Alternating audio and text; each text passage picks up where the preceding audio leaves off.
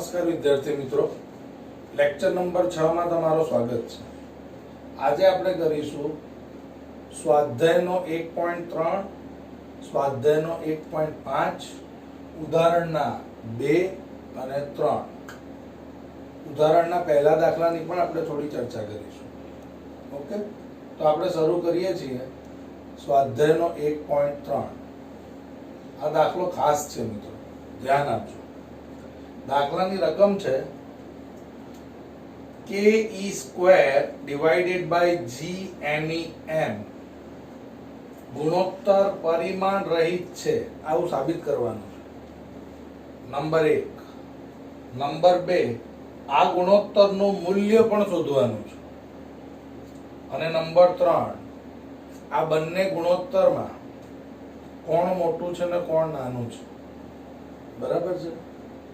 તો આ દાખલામાં આપણે ધ્યાન આપીએ તો અહીં સૌપ્રથમ પરિમાણ શોધવાનું છે. પરિમાણ શોધવું હોય તો આપણને પારિમાણિક સૂત્રની જરૂર પડે. તો પારિમાણિક સૂત્ર કે નું પારિમાણિક સૂત્ર, તો કે નું પારિમાણિક સૂત્ર આવે છે ન્યૂટન મીટર સ્ક્વેર પ્રતિ Q1 Q2. આવું હતું. તો આનું પારિમાણિક સૂત્ર આવશે, ન્યૂટનનું પારિમાણિક સૂત્ર આવશે m1 L1 T-2. મીટર લંબાઈનો એકમ છે, L2. અને Q1 અને Q2, તો જ્યારે મેં થિયરી ચલાવેલી હતી એ થિયરીની અંદર Q1 ની જગ્યા પર આપણે A1 T1 લીધેલું ને Q2 ની જગ્યાએ પણ આપણે A1 T1 લીધેલું. અહીંયા Q1 ની જગ્યા પર કેપિટલ Q પણ લઈ શકો છો. એટલે જો હું આનું પણ કેપિટલ Q લઉં અને આનું પણ કેપિટલ Q લઉં તો અહીંયા મળશે Q2. તો આનું પારિમાણિક સૂત્ર બનશે m1 L જોઈ લો, 1 અને 2 3, L3 T-2 અને Q-2. આ કોનું પારિમાણિક સૂત્ર છે? કે જેને આપણે કુલંબીય અચળાંક કહીએ છીએ. એવી જ રીતે સાર્વત્રિક ગુરુત્વાકર્ષણ બળનું સૂત્ર આવશે પહેલા એકમ ન્યૂટન મીટર સ્ક્વેર પ્રતિ કિલોગ્રામ, એટલે m1 m1 m2 એકમ. તો અહીંયા આવશે m1 L1 T-2 અને અહીંયા આવશે L2 અને દળનો એકમ કિલોગ્રામ, એટલે m1 m1, એટલે સીધું આપણે શું લખીશું અહીંયા m2. હવે તમે જુઓ, એક m કેન્સલ આઉટ થઈ જશે, તો એક m ઉપર જશે, એટલે m-1 L3 અને T-2, m-1 L3T. આ આપણું સાર્વત્રિક ગુરુત્વાકર્ષણનું સૂત્ર છે. આ ઉપરાંત આપણને કોની જરૂર છે? E. તો E એટલે વિદ્યુતભાર. વિદ્યુતભારનો એકમ આપણે Q1 તરીકે લઈશું, પારિમાણિક સૂત્ર. દળનું તો આપણું m1 હોય છે. તો આ બધી વેલ્યુ ને જો આપણે મૂકીએ ke² ડિવાઇડેડ બાય gmemp. ચલો, કે નું પારિમાણિક સૂત્ર છે આપણી પાસે m1 L3 T-2 Q-2. E નું પારિમાણિક સૂત્ર છે Q2. G નું પારિમાણિક સૂત્ર છે m-1 L3 T-2.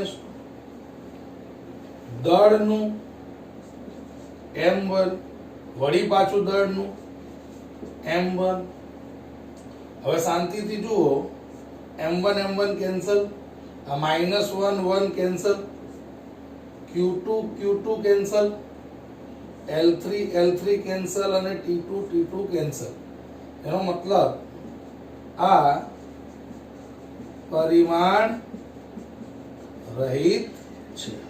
જે આપણો પહેલો સવાલ છે કે ke² divided by g me m નો ગુણોત્તર પરિમાણ રહિત છે. તો છે મિત્રો, બધું ઉડી જાય છે એટલે પરિમાણ રહિત છે. હવે બીજો સવાલ આપણે જોઈએ છીએ કે આ ગુણોત્તરનું મૂલ્ય શું.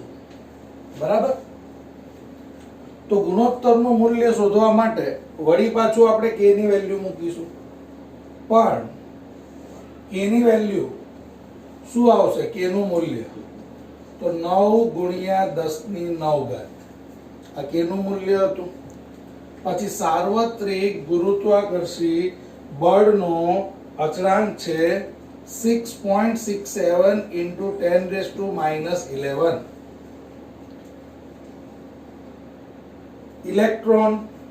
ઇલેક્ટ્રોન વિદ્યુતભાર 1.6 into 10⁻19. પ્રોટોનનું દળ, તો પ્રોટોનનું દળ આવશે 1.6 into 10⁻27 કિલોગ્રામ અને ઇલેક્ટ્રોનનું દળ આવશે 9.1 into 10⁻31. જોઈ લો, આ જેટલી પણ કિંમત છે આ બધી જ કિંમતની વેલ્યુ મૂલ્ય આપણી પાસે છે. એને આપણે આની અંદર મૂકીશું અને જે જવાબ આવશે એનું મૂલ્ય ગણાશે. બરાબર મિત્રો, એટલે આપણી પાસે કિંમત છે ke² divided by g me mp. આવું છે. k ની વેલ્યુ છે આપણી પાસે 9 ગુણ્યા 10⁹. e ની વેલ્યુ છે 1.6 પણ સ્ક્વેર છે મિત્રો, એટલે 1.6 નો સ્ક્વેર અને 10⁻19 નો સ્ક્વેર સ્ક્વેર 19 દુ 38 થઈ જશે એટલે -38 ડિવાઇડેડ બાય g ની વેલ્યુ આવશે 6.67 into 10⁻11. ઇલેક્ટ્રોનનું દળ આવશે 9.8 ગુણ્યા 10⁻31 અને પ્રોટોનનું દળ આવશે 1.6 into 10⁻27. આ બધાની ગણતરી કરીએ છીએ તો ગણતરીની વેલ્યુ આપણને મળે છે 2.29 ગુણ્યા 10⁻39.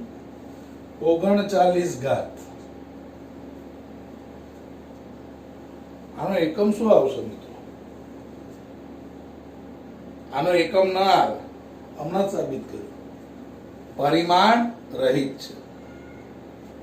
કદાચ કોઈ વિદ્યાર્થી અહીંયા 1.66 લખે તો નંબરમાં થોડો ઘણો ફેરફાર થઈ શકે છે, પણ મિત્રો ઇમ્પોર્ટન્ટ મેટર છે 10⁻39 આવવું જોઈએ.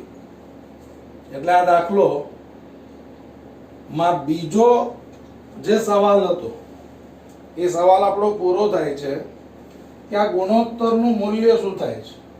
તો આ ગુણોત્તરનું મૂલ્ય થાય છે 2.29 ગુણ્યા 10⁻39. હવે ત્રીજું, આ ગુણોત્તર શું સૂચવે છે? આ બાબત ધ્યાન રાખજો મિત્રો. આ ગુણોત્તર આવ્યું ક્યાંથી? તો આ ગુણોત્તરમાં F કુલંબીય બળ લાગે તો F નું સૂત્ર શું મળે? Q1 Q2 by r². અને ગુરુત્વાકર્ષી બળ લાગે તો કયું સૂત્ર લાગે? F2 બરાબર Gm1 m2 by r². અહીંયા એક નંબર કુલંબીય બળ છે અને બીજો નંબર ગુરુત્વાકર્ષી બળ છે. હવે આ બંનેનો ગુણોત્તર લઈએ, આને 1 નંબર આપીએ, આને 2 નંબર આપીએ અને જો બંનેનો ગુણોત્તર લઈએ તો Q1 Q2 અને K રહેશે, R તો ઉડી જશે. જુઓ F1 ડિવાઇડેડ બાય F2 બરાબર K Q1 Q2 divided by R square, અને અહીંયા આવશે GM1 M2 divided by R square. R square cancel થઈ જશે તો એનું એક સૂત્ર મળ્યું. યાદ રાખજો મિત્રો ખાસ, ગુરુત્વાકર્ષી બળની સરખામણીમાં વિદ્યુત બળ એટલે કે કુલંબીય બળ હંમેશા વધારે હોય છે. F1 મોટો છે F2 કરતા. F2 ગુરુત્વાકર્ષી બળ છે, આ વિદ્યુત બળ છે. એટલે આપણો ત્રીજો સવાલ, આ ગુણોત્તર શું સૂચવે છે? આ ગુણોત્તર સૂચવે છે કે જો F1 વિદ્યુત બળ કરતા કુલંબીય બળ વિદ્યુત બળ કરતા ગુરુત્વાકર્ષી બળ નાનો છે. આવું જો તમારે જોવું હોય, ચેક કરવું હોય, તો આ સૂત્રની અંદર 1.6 into 10 to minus 19 મૂકવાનું, અહીંયા 1.6 into 10 to minus 19 મૂકવાનું, અને k ની વેલ્યુ તો 9 ગુણ્યા 10 ની 9 ગજ, r તો ઉડી જ જવાનું છે. g ની વેલ્યુ છે 6.67 into 10 to minus, ઇન્ડિવિડ્યુઅલ ગણતરી કરશો ને મિત્રો તો આની વેલ્યુ મોટી મળશે અને આની વેલ્યુ નાની મળશે. ઓકે, તો આ તો સ્વાધ્યાયનો 1.3. હવે સ્વાધ્યાયનો 1.4 નંબરનો દાખલો, જેમાં ફક્ત વર્ણન કરવાનું છે, જેની ચર્ચા મેં લેક્ચર નંબર 3 માં ઓલરેડી કરેલી છે. પણ તેમ છતાં સવાલ તમે તમારી બુકમાં જોશો, હું સવાલ વાંચું છું, ધ્યાનથી સાંભળજો. સવાલ બહુ સિમ્પલ છે કે કોઈ કાચના સળિયાને રેશમના ટુકડા સાથે ઘસવામાં આવે તો શું ત્યાં વિદ્યુત ભાગનું સંરક્ષણ થાય છે? આ સવાલને મૌખિક જવાબ આપું છું, અને આનું ઉદાહરણ પણ મેં તમને આગળ આપ્યું હતું. તમે જુઓ અહીંયા, તમે અહીંયા ધ્યાનથી જોશો તો એક કાચનો સળિયો છે અને બીજો રેશમનો ટુકડો છે. કાચનો સળિયો તટસ્થ છે અને રેશમનો ટુકડો પણ તટસ્થ છે.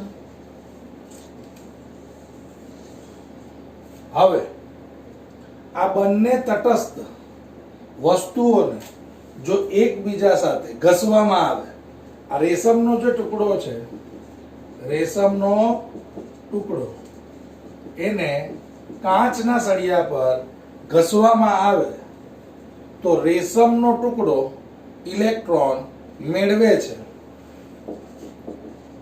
અને કાચનો ટુકડો ઇલેક્ટ્રોન ગુમાવે છે. આ ઇલેક્ટ્રોન ગુમાવતો હોવાને કારણે કાચનો સળિયો ધન ભારિત બને છે અને રેશમનો ટુકડો ઋણ ભારિત બને છે. આ તો આપણે જાણીએ જ છે મિત્રો. પણ સવાલ શું છે? સવાલ છે કે આ વિદ્યુત ભારનું સંરક્ષણ કેવી રીતે કરે છે? હવે માનો કે અહીંયા 10 પ્રોટોન છે, 10 ઇલેક્ટ્રોન છે, અહીંયા 10 પ્રોટોન છે, 10 ઇલેક્ટ્રોન છે.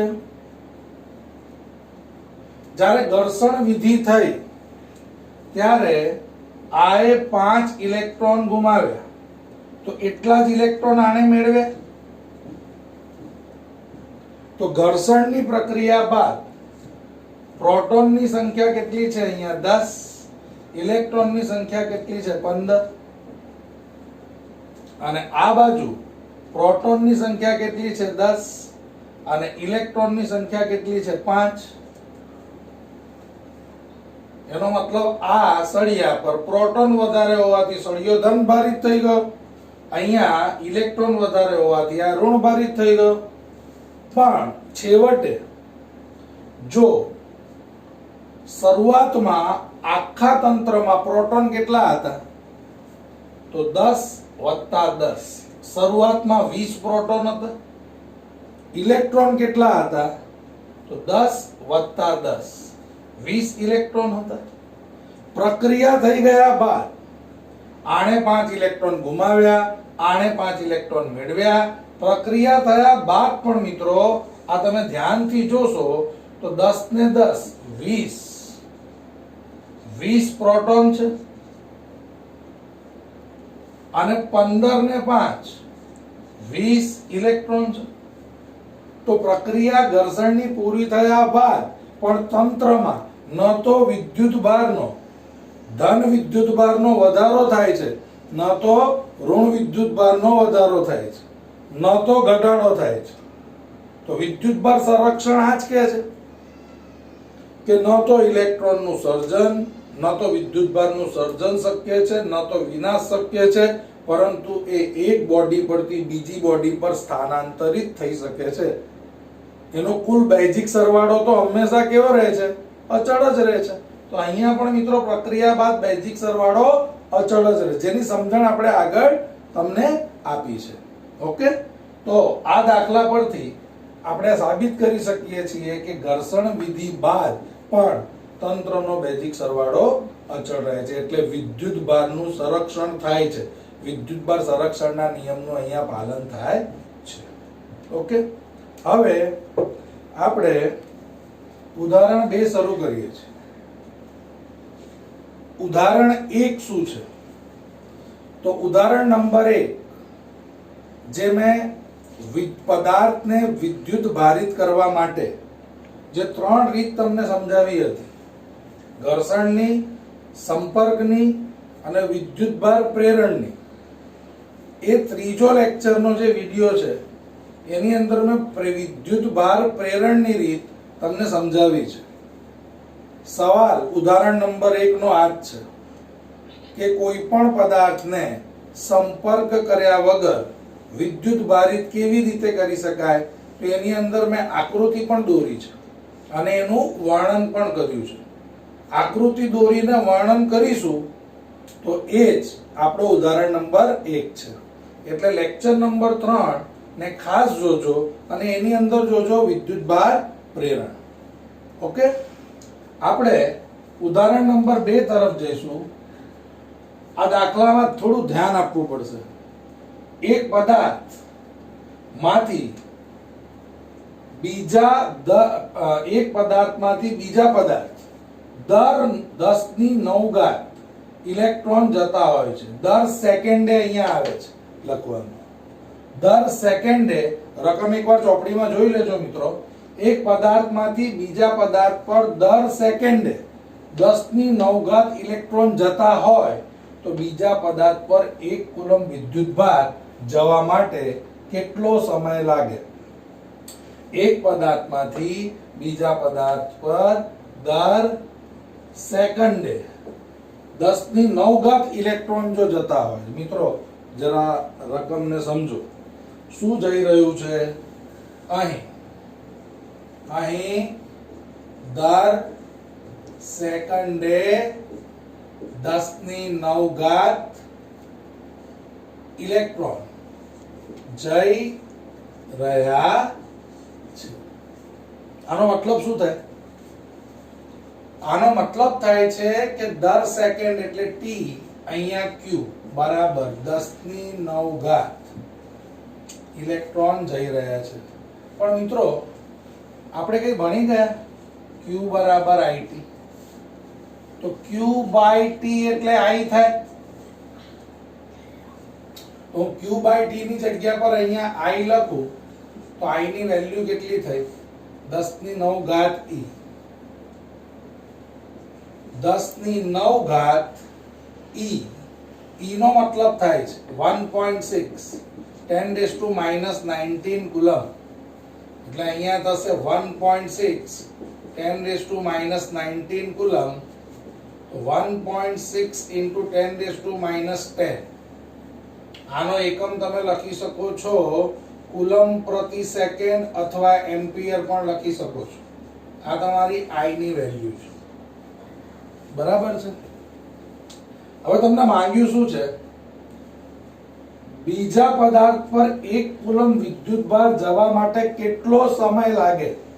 બીજા પદાર્થ પર 1 કુલમ વિદ્યુતભાર જવા માટે કેટલો સમય લાગે? તો વિદ્યુતભાર અહીંયા આપી દીધું છે મિત્રો. વિદ્યુતભાર કેટલું આપેલું છે? Q બરાબર 1 કુલમ. વિદ્યુત પ્રવાહ કેટલું છે? 1.6 × 10⁻10 એમ્પિયર. શોધવાનું શું છે? સમય. સેકન્ડમાં પણ શોધવાનું છે અને વર્ષમાં પણ શોધવાનું છે. ઓકે, તો સૂત્ર આવશે Q બરાબર IT. હવે શોધવાનું છે સમય. તો સમયને સૂત્રનો કરતા બનાવીએ તો Q / I. Q ની વેલ્યુ છે 1 અને I ની વેલ્યુ છે 1.6 × 10⁻10. હવે 1 ના છેદમાં 6 ની વેલ્યુ થાય છે 0.625. 1 ના છેદમાં 1.6 ની વેલ્યુ થાય છે 0.625. એટલે અહીંયા આવશે 0.625 ગુણ્યા 10⁻10. આ -10 ઉપર જાય તો 10⁻10 થાય. આ મળશે સેકન્ડ. બરાબર છે. એટલે એક બોડી પરથી બીજી બોડી પર 1 કુલમ વિદ્યુતભારને જવા માટે 0.625 ગુણ્યા 10⁻10 સેકન્ડ લાગે. પરંતુ જો તમારે આને વર્ષમાં કન્વર્ટ કરવું હોય તો વર્ષમાં કન્વર્ટ કરવા માટે T બરાબર 0.625 ગુણ્યા 10⁻10 આ સેકન્ડ છે. 1 વર્ષ એટલે 365 દિવસ ડિવાઇડેડ બાય 365. એક દિવસમાં 24 કલાક 24 અને 3600 સેકન્ડ. તો જ્યારે તમે આના વડે ભાગશો 365 દિવસ 24 કલાક અને 3600 સેકન્ડ, ત્યારે આ સેકન્ડ રહેશે નહીં, આ થઈ જશે વર્ષ. અને આની ગણતરી આપણને મળશે 0.1 2 3 4 5 6 7 198 × 10⁻10 વર્ષ. હવે જુઓ 1 2 3 4 5 6 7 8 9 10. જમણી બાજુ જો ડિજિટ ખસીએ તો આપણને વેલ્યુ મળશે 198 × 10⁻10 × 10⁻10. તો અહીંયા તમને મળશે, આ બંને કેન્સલ આઉટ થઈ જશે તો T બરાબર 198 યાર. જો પરીક્ષામાં તમને સેકન્ડમાં પૂછે તો જવાબ આવશે 0.625 × 10⁻10 સેકન્ડ. અને જો તમને પરીક્ષામાં વર્ષ માંગે છે તો વર્ષમાં મળશે 198. કેટલીક ચોપડીમાં જવાબ આપેલો છે 200 વર્ષ. એપ્રોક્સિમેટ છે મિત્રો, એપ્રોક્સિમેટ. 198 near about 200. એટલે 200 વર્ષ બી ચોપડીમાં જવાબ આવે તો મૂંઝાશો નહીં. બરાબર છે મિત્રો. તો આ છે તમારો ઉદાહરણ નંબર 2. બરાબર. ઉદાહરણ નંબર 1.3 ચોપડીમાં ફક્ત આ જ રકમ આપી દીધી છે. એક પ્યાલામાં કેટલા ધન વિદ્યુતભાર અને કેટલા ઋણ વિદ્યુતભારો હશે. આવી રકમ પરીક્ષામાં નહીં આવે મિત્રો. પરીક્ષામાં કોઈ નંબર આપશે કે આટલા ગ્રામ, એક પ્યાલામાં રહેલા આટલા ગ્રામ પાણી માં રહેલા ધન વિદ્યુત ભાર અથવા ઋણ વિદ્યુત ભાર કેટલા હશે, અથવા કોઈ અન્ય લિક્વિડ હશે, અથવા કંઈ પણ હોઈ શકે છે. અહીંયા આપણે ધારો કે પ્યાલામાં 250 ગ્રામ પાણી હું લઈ લઉં છું, 350. જો પરીક્ષામાં જે નંબર આપવામાં આવે એ નંબર આપણે લખવાનો. ધારો કે પ્યાલામાં 250 ગ્રામ પાણી છે, તો પાણી એટલે H2 2 times H અને ઓક્સિજન એટલે 2 ગુણ્યા 1 વત્તા ઓક્સિજન એટલે 16 એટલે 2 + 16 બરાબર 18 ગ્રામ. પાણીના એક અણુનું વજન કેટલું થયું? 18 ગ્રામ. બરાબર. તો અહીં આપણે આવું પદ લખી શકીએ છીએ કે 18 ગ્રામ, અહીંયા જ આપણે લખીએ 18 ગ્રામ પાણીના 18 ગ્રામ પાણીમાં એવોગેડ્રો અંકની વેલ્યુ કેટલી? 6.02 into 10⁻23 બરાબર છે. આટલા અણુ. તો આપણી પાસે કેટલું છે? 250 ગ્રામ પાણીમાં કેટલા અણુ? તો અણુની જગ્યા પર આપણે n લઈશું, તો n બરાબર ક્રોસ મલ્ટીપ્લિકેશન થશે 250 ગુણ્યા અને આ છેદમાં 6.02 10⁻23 into 250 divided by 18 બરાબર છે. આની વેલ્યુ આવશે 63 આની વેલ્યુ આવશે 83.611 into 10⁻23 અણુઓ. બરાબર છે. આ n ની વેલ્યુ મળી. હવે પાણીનો એક અણુ, પાણીના એક અણુમાં 2 હાઇડ્રોજન અને 1 ઓક્સિજન હોય છે ના પરમાણુ હોય છે. બરાબર. અને જુઓ, હાઇડ્રોજન પરમાણુની વાત કરું તો હાઇડ્રોજન એટલે H2 એટલે 2 હાઇડ્રોજન અને ઓક્સિજનનો પરમાણુ ક્રમાંક કેટલો? 8. તો 8 ને 2 10. તો કેટલા પ્રોટોન છે, કેટલા ઇલેક્ટ્રોન છે? તો પાણીના એક અણુમાં 10 પ્રોટોન અને 10 ઇલેક્ટ્રોન છે. આપણને શું માંગેલ છે? પ્યાલામાં કેટલા ધન વિદ્યુત ભાર અને કેટલા ઋણ વિદ્યુત ભાર હશે.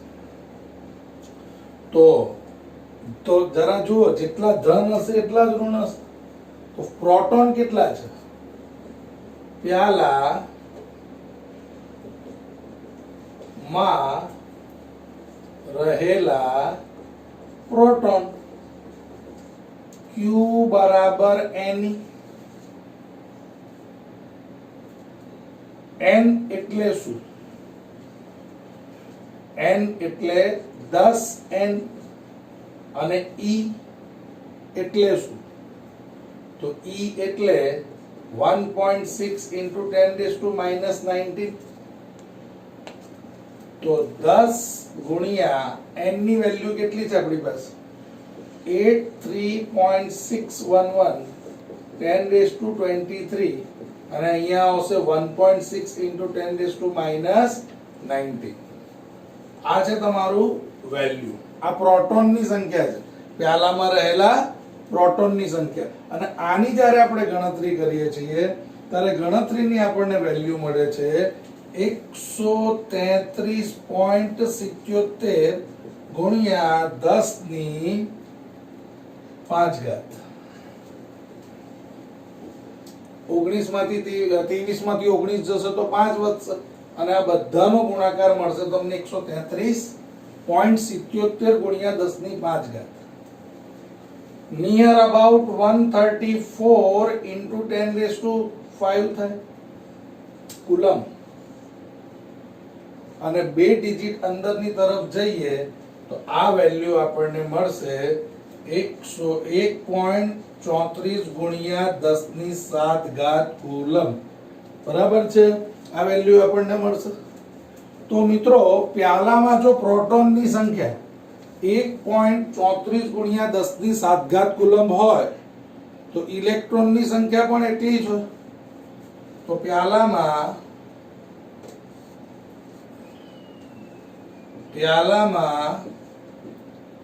ઇલેક્ટ્રોન ની સંખ્યા પણ 1.34 into 10 raised to 7 કુલમ હોય. એટલે પ્યાલામાં કુલ ધન વિદ્યુતભાર અને ઋણ વિદ્યુતભાર plus or minus 1.34 into 10 raised to 7 coulomb મળશે. તો આ તમારા હવે આની જગ્યા પર પરીક્ષામાં માની લો 250 ની જગ્યા પર અન્ય નંબર આપે તો અહીંયા 250 ની જગ્યા પર અન્ય નંબર લખશો. માની લો કે પાણીની જગ્યા કોઈ અન્ય દ્રવ્ય આપે તો કેવું આપણે અહીંયા પાણી માટે બનાવ્યું H2O, એવી રીતે આપણે એનું બનાવવું પડે. માની લો HCl હોય તો H plus Cl લેવું પડે, NaC કઈ બી હોય વોટએવર. તો ઉદાહરણ નંબર 1.3 હમણાં કન્ટિન્યુ ઉદાહરણ ચાલશે નેક્સ્ટ લેક્ચરમાં. ત્યારબાદ આપણે થિયરીઓ પર કોન્સન્ટ્રેટ કરીશું. ઓકે મિત્રો, મહેનત કરતા રહો, આગળ વધતા રહો, બરાબર તૈયારી કરો, જરા પણ મૂંઝાશો નહીં, બરાબર મહેનત કરીને કામ કરો. ઓકે.